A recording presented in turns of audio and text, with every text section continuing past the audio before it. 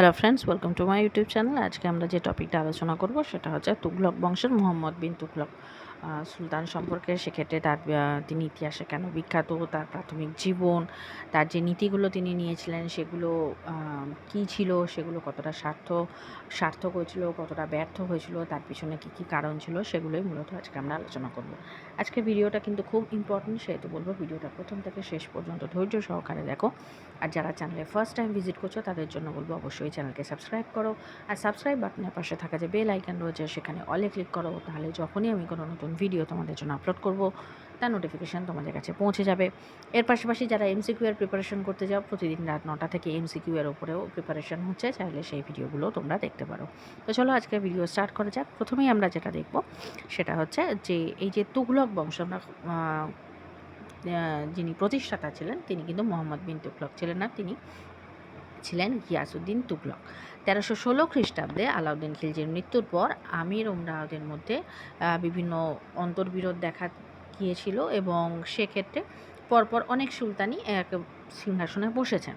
কিন্তু তা সত্ত্বেও কিন্তু যে রাজ্যে বা দেশে কিন্তু কোনো স্থিতাবস্থা গড়ে ওঠেনি। সেই অরাজক অবস্থায় পাঞ্জাবের অন্তর্গত দিপালপুরের তৎকালীন শাসনকর্তা গাজী মালিক 1320 খ্রিস্টাব্দে গিয়াসউদ্দিন তুঘলক নাম ধরে সিংহাসনে বসেন। এটা কিন্তু খুব ইম্পর্টেন্ট কোশ্চেন যে গিয়াসউদ্দিন তুঘলকের অরিজিনাল নাম কি, তাহলে কিন্তু হবে গাজী মালিক। প্রায় সময় কিন্তু এই কোশ্চেনটা এসে থাকে। তার প্রতিষ্ঠিত রাজবংশই তুঘলক বংশ নামে পরিচিত। সিংহাসনে আরোহণ করে তিনি দেশে শান্তি শৃঙ্খলা ফিরিয়ে আনেন এবং কৃষি, রাজস্ব, বিচার বিভাগ ও যোগাযোগ ব্যবস্থার প্রভূত উন্নতি সাধন করেন। তার আমলেই দাক্ষিণাত্যে ওয়ারাঙ্গল রাজ্যের দিল্লির প্রত্যক্ষ শাসনের অন্তর্গত হয়, যেটা 1321 খ্রিস্টাব্দে ছিল। এরপর তিনি বাংলার বিদ্রোহ দমন করেন এবং এর পরবর্তীকালে 1325 খ্রিস্টাব্দে দিল্লিতে এক দুর্ঘটনায় তার মৃত্যু হয়। মোহাম্মদ বিন তুঘলক ছিলেন তার পরবর্তী শাসক। 1325 খ্রিস্টাব্দে গিয়াসউদ্দিন তুঘলকের মৃত্যুর পর তার পুত্র জুনা খাঁ মোহাম্মদ বিন তুঘলক নাম ধারণ করে দিল্লির সিংহাসনে বসেন। এটাও ইম্পর্টেন্ট কোশ্চেন যে মোহাম্মদ বিন তুঘলকের পূর্ব নাম কী ছিল বা জুনা খাঁ কার পূর্ব নাম ছিল, তাহলে ক্ষেত্রে হবে কিন্তু মোহাম্মদ বিন তুঘলকের পূর্ব নাম ছিল জুনা খাঁ। অসাধারণ মৌলিকত্ব এবং সৃজন শক্তির তিনি অধিকারী ছিলেন। তিনি ছিলেন এক অদ্ভুত চরিত্রের মানুষ। পাণ্ডিত্যের দিক থেকে, চারিত্রিক দৃঢ়তার দিক থেকে তিনি একজন উচ্চ ভাবাদর্শের মানুষ ছিলেন। তিনি অনেক ঐতিহাসিকদের মতে তিনি মধ্যযুগে যে ধরনের চিন্তা ভাবনা তিনি পোষণ করতেন সেটা সেই সময়ে তার সমকক্ষ অনেক সুলতানদের মধ্যে থেকেই তিনি ছিলেন অনেক বেশি অগ্রগণ্য। তো সেই হিসেবে কিন্তু তিনি যে প্রত্যেকটা তার যে নীতি গ্রহণ করেছিলেন প্রত্যেকটাই ছিল কিন্তু খুবই সময়ের তুলনায় অনেক বেশি অগ্রগামী। কিন্তু কোথাও না কোথাও তার দূরদর্শিতার অভাব বা সেই নীতিগুলোকে কোথাও না কোথাও সঠিকভাবে প্রয়োগ করতে না পারার ফলে তার প্রত্যেকটা নীতি কিন্তু ব্যর্থ হয় এবং সেই হিসেবে ইতিহাসে তিনি পাগলা রাজা হিসেবেও কিন্তু কি বলবো, বিখ্যাত তুলনায় কুখ্যাত হয়ে আছেন। কিন্তু অ্যাকচুয়ালি যে তার নীতিগুলো সঠিক ছিল বা কতটা কী ছিল সেটা কিন্তু আমরা পরে আসছি, যখন তার সম্পর্কে নীতিগুলো দেখব এবং এক একটা করে বিভিন্ন ঐতিহাসিকরা তার যে বিশ্লেষণ করেছেন সেগুলো সবই আমরা দেখব। জ্ঞানের ভাণ্ডারের পাশাপাশি তিনি ছিলেন একজন বীর যোদ্ধা, একজন সুদক্ষ শাসক, একজন বুদ্ধিমান, দানশীল, ধর্মনিরপেক্ষ ও উদার হৃদয় সম্পন্ন রাজা। তার ব্যক্তিগত জীবন ছিল সকল প্রকার কলুষতামুক্ত, অর্থাৎ তার যে ব্যক্তি জীবনে যে কোনো বিভিন্ন রাজাদের ওপরে বা সুলতানদের ওপরে বিভিন্ন সময় অনেক সময় চারিত্রিকগত দোষ বা অনেক সময় যে কোনো কলুষতার যে ছাপ পাওয়া যায়, তার চারিত্রিক দিকে এরকম কোনো ছাপ পাওয়া যায় না। বিভিন্ন গুণাবলীর অধিকারী হয়েও শুধুমাত্র তার ধৈর্যহীনতা, অস্থিরচিত্ততা, দূরদর্শিতার অভাব, এই কারণে যেটা আগেই বললাম যে অনেক ঐতিহাসিকদের মতে তিনি নিষ্ঠুর, রক্তপিপাসী, উন্মাদ ইত্যাদি হিসেবে অভিহিত হয়েছেন। প্রজাদের মঙ্গলের সাধনের জন্য তিনি বিভিন্ন পরিকল্পনা গ্রহণ করেন এবং তার পিছনে যথেষ্ট যুক্তিও ছিল, কিন্তু শুধুমাত্র তার ধৈর্যহীনতা, বাস্তব বুদ্ধি এবং তার পাশাপাশি সময়ের আগে সেগুলো প্রয়োগ বা দূরদর্শিতার অভাবে সেগুলো কিন্তু ব্যর্থতা হয় বা অনেক সময় প্রজা কল্যাণের জন্য যে প্রকল্পগুলি তিনি নিয়েছেন সেগুলো প্রজাপীড়নের কারণ হয়ে দাঁড়ায়। প্রথমেই যেটা ছিল তার রাজস্ব নীতি, এটা ছিল 1326-27 খ্রিস্টাব্দে। সিংহাসনে আরোহণ করেই মুহাম্মদ বিন তুগলক তার শাসন ব্যবস্থায় কিছু নতুন পরীক্ষা নিরীক্ষা শুরু করেছিলেন। এর ক্ষেত্রে রাজস্ব সংক্রান্ত সংস্কার ছিল খুবই গুরুত্বপূর্ণ। রাজস্ব ব্যবস্থার উন্নতির জন্য তিনি সাম্রাজ্যের আয় ব্যয়ের হিসাব সংরক্ষণের ব্যবস্থা করেন, সাম্রাজ্যের সর্বত্র একই হারে রাজস্ব আদায়ের ব্যবস্থা করেন, প্রদেশগুলির আয় ব্যয়ের হিসাব নিয়মিত দিল্লিতে পাঠাবার জন্য প্রাদেশিক শাসনকর্তাদেরও তিনি নির্দেশ দেন। এরপর ছিল কৃষির উন্নতির চেষ্টা। কৃষির উন্নতি ও পতিত জমি পুনরুদ্ধারের জন্য তিনি আমির-ই-কোহি নামে একটি কৃষি বিভাগের নির্মাণ করেন। 2 বছরের প্রায় 70 লক্ষ টাকা ব্যয়ের পর শেষ পর্যন্ত এই পরিকল্পনা ব্যর্থ হয়। এর কারণ কী ছিল? যে সমস্ত জমি এই পরিকল্পনার অন্তর্ভুক্ত হয়েছিল তা সম্পূর্ণভাবে চাষের উপযোগী ছিল না। নতুন ধরনের এই পরিকল্পনার সাফল্যের জন্য সুলতানের ব্যক্তিগত তত্ত্বাবধানের প্রয়োজন ছিল, যেটা সেই যুগে সম্ভব হয়ে ওঠেনি। সুলতান স্বয়ং যেহেতু তদারকি করতে পারেননি, তাহলে সেই তদারকির অভাবের সুযোগে অধিকাংশ অর্থই কিন্তু নষ্ট হয় এবং তার পাশাপাশি এই প্রকল্প বা পরিকল্পনাও ব্যর্থ হয়েছিল। নেক্সট কী ছিল? দিল্লি থেকে দেবগিরিতে তার রাজধানী স্থানান্তর। এটা কিন্তু খুব গুরুত্বপূর্ণ এবং বলা যায় তার সমস্ত পরিকল্পনাগুলোর মধ্যে এটি একটি অন্যতম ছিল এবং সবথেকে বেশি যেটা মিসফায়ার করেছিল সেটাও কিন্তু এই পরিকল্পনায় ছিল। তিনি দিল্লি থেকে দাক্ষিণাত্যের দেবগিরিতে রাজধানী স্থানান্তরিত করেন এবং তার নাম রাখেন দৌলতাবাদ। এটাও ইম্পর্টেন্ট কোশ্চেন যে দেবগিরিতে দিল্লি থেকে কোথায় রাজধানী স্থানান্তর করেন? দেবগিরির নাম চেঞ্জ করে তিনি কি রেখেছিলেন সেটা কিন্তু হবে দৌলতাবাদ, বা এরমভাবে কোশ্চেন আসে দৌলতাবাদের পূর্ব নাম কী ছিল? দেবগিরি। নানা কারণে তিনি এই কাজের উদ্যোগী হন। সাম্রাজ্যের কেন্দ্রীয় স্থানে অবস্থিতি ছিল দেবগিরি রাজধানী হিসেবে কিন্তু যথেষ্টই উপযুক্ত ছিল। উত্তর পশ্চিম সীমান্তে সন্নিকটে দিল্লি অবস্থিত হয় প্রায় সময় বিদেশি আক্রমণ, অপরদিকে মঙ্গল আক্রমণের একটা সম্ভাবনা ছিল, কিন্তু দেবগিরি সাম্রাজ্যের মিডলে অবস্থিত হওয়ায় তার অনেকটা কম ছিল। দেখো এখানে দেবগিরি একদম মিডল পয়েন্টে, জুম করলে বুঝতে পারবে। দিল্লির তুলনায় দেবগিরি সুলতানের মতে অনেকটা সেফ ছিল, সেই জন্যই তিনি এটাকে স্থানান্তরিত করেন। দেবগিরি থেকে দাক্ষিণাত্যেও সুলতানি শাসন পরিচালনা করা অনেকটাই সহজ ছিল। তবে এক্ষেত্রে ভুল যেটা হয়েছিল যে শুধুমাত্র সরকারি দপ্তরগুলি স্থানান্তরিত করলেই কিন্তু এই কাজ সম্পূর্ণ করা যেত, কিন্তু সেক্ষেত্রে সুলতান কী করেছিলেন? সরকারি দপ্তরগুলির সাথে সাথে অন্ধ, ভিক্ষুক, অর্থাৎ প্রত্যেক প্রত্যেক দিল্লির নাগরিককে, সে বাচ্চা, বুড়ো, নারী, সবাইকেই দিল্লি থেকে প্রায় 700 মাইল দূরে তিনি দেবগিরি রাজধানী স্থানান্তরিত করেছিলেন এবং সেখানে সবাইকে, দিল্লির পুরো, শুধু সরকারি দপ্তর নয়, পুরো জনগণকে সমেত তিনি সেখানে নিয়ে গিয়েছিলেন এবং প্রায় দীর্ঘ 8 বছর সেখানে থাকার পর পুনরায় সুলতান সবাইকে নিয়ে আবার দিল্লিতে ফিরে আসেন।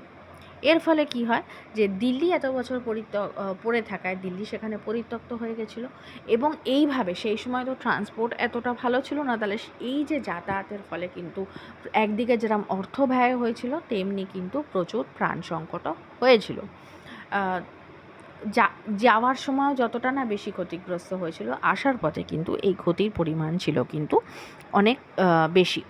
সেক্ষেত্রে অনেক প্রজারা এর আশার বিরোধিতা করেন এবং যারা বিরোধিতা করেন তারা সম্রাটের বিরাগভাজন হন। তাদের ওপরে বিভিন্ন তথ্য থেকে জানা যায় অনেকাংশে তাদের ওপরে অত্যাচার বলে ভুল হবে, তাদের জোর করে স্থানান্তর করানো হয়েছিল। ফলে একসময় এসে দেখা যায় যে এই পরিকল্পনাও তার ব্যর্থ হয়। নেক্সট ছিল তার খোরাসান অভিযান।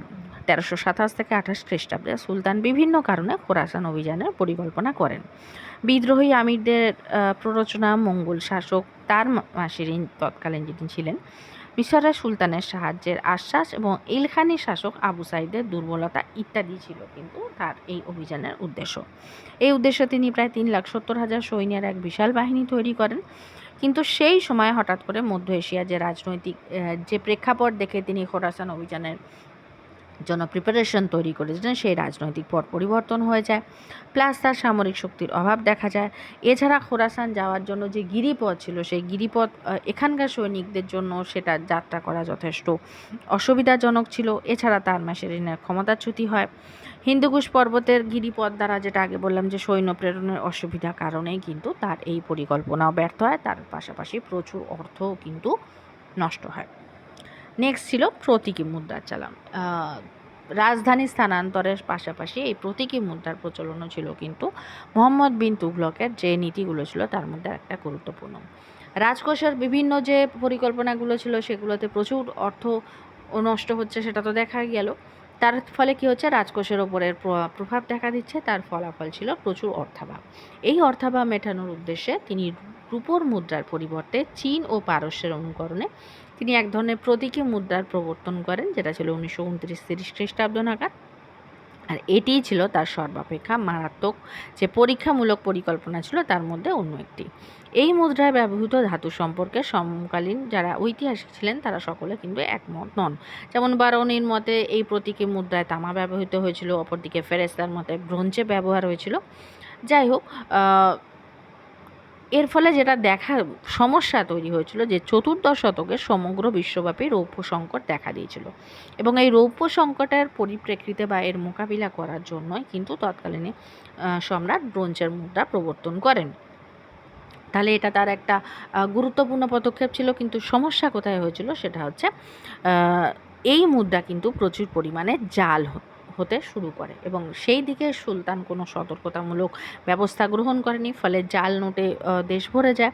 বিদেশি বণিকরা যখন বাণিজ্য করতে আসে তারা এই জাল নোট নিতে বা জাল মুদ্রা নিতে অস্বীকার করে। ফলে তখন দেখা যায় কি, তাম্র বা ব্রোঞ্জ মুদ্রার পরিবর্তে সম্রাটকে রূপোর বা সোনার মুদ্রা দিয়ে সেই বাণিজ্যগুলোকে চালাতে হয়। তার ফলে কী হয়, প্রচুর অর্থাভাব দেখা যায়, এবং এক সময় দেখা যায় যে সম্রাট বাধ্য হয়ে এই প্রতীকী মুদ্রা বারণ করে দেন, এবং আর্থিক ভিত্তি এর ফলে আরও বেশি দুর্বল হয়ে পড়েছিল। এই যে তিন ধরনের মুদ্রা যেটা ছিল, স্বর্ণ মুদ্রা, রৌপ্য মুদ্রা, তাম্র বা ব্রোঞ্জ, এটাই বলা হোক না কেন, সেই মুদ্রা সম্রাটের সময় ছিল। তার আরেকটা গুরুত্বপূর্ণ পদক্ষেপ ছিল, সেটা হচ্ছে দোয়াব অঞ্চলে রাজস্ব বৃদ্ধি। এখানে কি ছিল, যে সাম্রাজ্যের আয় বৃদ্ধির উদ্দেশ্যে তিনি গঙ্গা, যমুনা, দোয়াব অঞ্চলে রাজস্বের হার বহু হারে বৃদ্ধি করেন। এই সময় কয়েক বছর অনাবৃষ্টির ফলে কৃষকদের ফসল হয়নি, ফলে তাদের অবস্থা এমনিতেই খুব শোচনীয় ছিল। সেই পরিস্থিতিতে কৃষকদের যে বর্ধিত কর সেটা দিতে বাধ্য করা হয়েছিল, এবং সুলতান কর বৃদ্ধি করেছিলেন। সেই কর আদায়ের জন্য রাজকর্মচারীরা কৃষকদের ওপর নানা প্রকার উৎপীড়ন করতে শুরু করে, শোষণ করতে শুরু করে। এক সময় কৃষকরা এই অত্যাচার সহ্য করতে না পেরে কৃষি জমি পরিত্যাগ করে বনে জঙ্গলে পালিয়ে যান। তার ফলে কি হয়, কৃষি কার্য বন্ধ হয়ে যায়, কৃষি জমি পতিত জমিতে পরিণত হয়, ফলে দেশে দুর্ভিক্ষ দেখা দেয়। শেষে কৃষকদের প্রকৃত অবস্থা সুলতানের কাছে যখন পৌঁছয়, তখন সুলতান কি করেন, এই প্রকল্প তুলে নেন, এবং কৃষকদের যে দুর্দশা আছে সেটা লাঘবের জন্য তিনি তাদের অন্ন, অর্থ, বীজ এবং কৃষিদান, ঋণ, রাজস্ব হ্রাস, জলসেচ প্রভৃতি ব্যবস্থার প্রবর্তন করেন। এর ফলে পূর্বের প্রকল্প এবং এই প্রকল্পের ব্যর্থতার ফলে পুনরায় কিন্তু প্রচুর অর্থ নষ্ট হয়, এবং অন্যান্য পরিকল্পনাগুলির মধ্যে তার এই পরিকল্পনাও কিন্তু শেষ পর্যন্ত ব্যর্থ হয়। এই যেটা গঙ্গা, যমুনা, দোয়াব বলা হচ্ছে, সেটা হচ্ছে কিন্তু এই যে পোর্শন সেইটা, অর্থাৎ যেখানে সবথেকে বেশি ফসল হতো কিন্তু অনাবৃষ্টির ফলে সেটাও ব্যর্থ হয়। তার অন্যান্য অভিযানের মধ্যে ছিল 1337 খ্রিস্টাব্দে কাংড়া অঞ্চলের নগরকোট দুর্গ জয়। এছাড়াও ছিল 1337 থেকে 38-এ তার কুর্মাচল ও কারাজা অভিযানও এখানে সফল হয় বলেছি, এটা সফল হবে না, সফল হয়েছিল ঠিকই কথা, কিন্তু সফল হওয়ার সাথে সাথে প্রচুর অর্থনৈতিক ঘাটতি হয়েছিল, যার ফলে কিন্তু তার অন্যান্য পরিকল্পনার যে অর্থ ক্ষয় হয়েছিল সেটা কিন্তু এই সফলতাগুলোকে কি বলা যায়, তার ব্যর্থ পরিকল্পনাগুলি ভারে এই সফলতাগুলি অনেকাংশে চাপা পড়ে গিয়েছিল। অর্থ ব্যয়, সুলতানের দূরদর্শী কার্যকলাপের ফলে দেবগিরি, লাহোর, অযোধ্যা, বাংলাদেশ, গুজরাট, মুলতান প্রভৃতি স্থানে একের পর এক বিদ্রোহ দেখা দেয়। বিদ্রোহ দমনের জন্য স্বয়ং সুলতানকেই দেশের এক স্থান থেকে অন্য স্থানে ছুটে বেড়াতে হয়। ফলে কি হয়, দেশের মধ্যেও অচলাবস্থা দেখা যায়। এছাড়া বাংলাদেশ ও দক্ষিণ ভারতও তার একসময় হস্তচ্যুত হয়। উত্তর ভারতে তার কর্তৃত্ব দুর্বল হয়ে পড়ে এবং দাক্ষিণাত্যে সুলতানের ধ্বংসস্তূপের ওপরে, অর্থাৎ দেখা যায় যে তুগলক বংশের সময় মুহাম্মদ বিন তুগলকের রাজত্বকালের শেষ দিকে দাক্ষিণাত্যে সুলতানি শাসন, ওটা কিন্তু আস্তে আস্তে মানে কি বলবো, তাদের হাত ছাড়া হতে থাকে। সেই ধ্বংসস্তূপের ওপরে বিজয়নগর সাম্রাজ্য এবং বাহামনি সাম্রাজ্যে উত্থান ঘটে। এক্ষেত্রে বলা যায়, যদি আমরা মুহাম্মদ বিন তুগলকের কৃতিত্ব বিচার করি, তাহলে দেখা যাবে যে তিনি বহুমুখী প্রতিভার অধিকারী হলেও তিনি কিন্তু কি বলবো, তার প্রকল্পগুলো ব্যর্থতা হওয়ার জন্যই কিন্তু তাকে কিন্তু ইতিহাসে বিভিন্ন ঐতিহাসিকরা তাকে বিভিন্ন কুখ্যাত উপাধি দিয়েছিলেন। কিন্তু তার যদি কৃতিত্ব হিসেবে বলা যায়, তাহলে বলা যায় যে দিল্লি সুলতানদের মধ্যে তিনি সর্বপ্রথম, যিনি ভারতে একটি ধর্মনিরপেক্ষ শাসন ব্যবস্থা প্রবর্তন করতে অনেকাংশে সমর্থ হন। আলাউদ্দিন খিলজি মানে ব্যক্তিগত স্বার্থে উলামাদের প্রভাব খর্ব করেছিলেন, কিন্তু মুহাম্মদ বিন তুগলকের উদ্দেশ্য ছিল যথার্থ ধর্মনিরপেক্ষ শাসন ব্যবস্থা প্রবর্তন। এমনকি তিনি তার শাসনকালে যোগ্য হিন্দুদেরও তিনি উচ্চ রাজপদে নিযুক্ত করতেন। তার যুগে যোগ্যতা ও দক্ষতাই ছিল রাজপদে নিযুক্তির মাপকাঠি। ধর্মীয় বিষয়ে তার দৃষ্টিভঙ্গি ছিল কিন্তু খুব উদার। বহু হিন্দু ও জৈন পণ্ডিত সঙ্গে তার সুসম্পর্ক ছিল। তিনি হিন্দুদের বহু অনুষ্ঠানে নিজেও যোগদান করতেন। কিন্তু এসব সত্ত্বেও তার কি বলবো, তার যে পরিকল্পনাগুলো, সেগুলো বিফল যাওয়ার জন্য কিন্তু তাকে বিভিন্ন অস্থিরচিত্ত, উন্মাদ ইত্যাদি অভিধায় ঐতিহাসিক এলফিনস্টোন এই ধরনের উপাধি তার ক্ষেত্রে দিয়েছেন। এক্ষেত্রে ডক্টর ঈশ্বরী প্রসাদ কিন্তু তাকে অপোজ করে যেটা বলেন যে তার প্রতিটি পরিকল্পনা ছিল যুক্তিযুক্ত, শুধুমাত্র তার ধৈর্যহীনতা, বাস্তব বুদ্ধির অভাব, ত্রুটিপূর্ণ প্রয়োগ পদ্ধতি এবং দূরদর্শিতার অভাবের ফলে পরিকল্পনাগুলি ব্যর্থতায় পরিণত হয়েছিল। দোয়াব অঞ্চলে রাজস্ব বৃদ্ধি যুক্তিপূর্ণ ছিল, কিন্তু বর্ধিত রাজস্ব নির্ধারণের যে সময় ছিল সেটা ছিল ভুল, কারণ অনাহারের সময়, অনাবৃষ্টির সময় রাজস্ব বৃদ্ধি করা ছিল ভুল। ভৌগোলিক অবস্থানের দিক থেকে রাজধানী স্থানান্তর ছিল যুক্তিপূর্ণ, কিন্তু সেক্ষেত্রে শুধু সরকারি দপ্তরগুলোকে স্থানান্তর করলেই হতো, দিল্লির জনগণকে টেনে টুনে ওখানে নিয়ে যাওয়ার কোনো প্রয়োজন ছিল না। তার ফলে পরিকল্পনা ব্যর্থ হয়। আর একটা জিনিস ছিল হচ্ছে যে প্রতীকী মুদ্রার প্রচলন, সেটাও যুক্তিপূর্ণ, কারণ সমকালীন বিশ্বে যে রৌপ্য সংকট ছিল সেটা থেকে বাঁচতে এটা করা যথেষ্ট যুক্তিযুক্ত পদক্ষেপ ছিল। কিন্তু যে প্রতীকী মুদ্রা চালু করছেন সেটা জাল হওয়ার যে একটা রিস্ক ছিল, সেই রিস্ক ফ্যাক্টরটাকে তিনি যেহেতু উপেক্ষা করে গিয়েছিলেন, ফলে তার এই পরিকল্পনাও ব্যর্থ হয়েছিল। তো যাই হোক, সব দিক বিচার করে এটা বোঝা যায় যে তার পরিকল্পনাগুলি যুক্ত ছিল এবং তিনি শাসক হিসেবেও একজন দক্ষ ব্যক্তিত্বের অধিকারী ছিলেন। কিন্তু সময়ের দোষে তার কিছু ব্যক্তিগত সমস্যা বলতে কি বলা যায়, তার দূরদর্শিতার অভাব, তার ধৈর্যের অভাব, এসব কারণে তার পরিকল্পনাগুলি ব্যর্থ হয়, যার ফলে তবুও কিন্তু তাকে কোনোভাবেই উন্মাদ, পাগল এই ধরনের অভিধায় আমরা করতে পারি না। যদিও এটা আমার নিজস্ব মতামত। তোমাদের যদি এক্ষেত্রে কারোর কোনো এক্সট্রা মতামত থাকে বা অন্য কোনো মতবাদ থাকে, বা যারা ডক্টর লেনপুরের মতবাদকে বা এলফিনস্টোনের মতবাদকে সাপোর্ট করো, তাহলে তোমরা আমাকে অবশ্যই কমেন্ট সেকশানে কমেন্ট করে জানাও। আর যারা মনে করো যে ডক্টর ঈশ্বরী প্রসাদের মতো, যারা তাকে একজন গুণাবলী শাসকের অধিকারী হিসেবে মনে করো, তারাও কিন্তু কমেন্ট করে জানাও। তো আজকের ভিডিও এই পর্যন্ত। যদি ভিডিও ভালো লেগে থাকে তাহলে অবশ্যই ভিডিওকে একটা লাইক করো। যারা চ্যানেলে নতুন, চ্যানেলকে সাবস্ক্রাইব করো, আর সাবস্ক্রাইব বাটনের পাশে থাকা যে বেল আইকন রয়েছে সেখানে অলে ক্লিক করো, তাহলে যখনই আমি কোনো নতুন ভিডিও তোমাদের জন্য আপলোড করব তার নোটিফিকেশন তোমাদের কাছে পৌঁছে যাবে।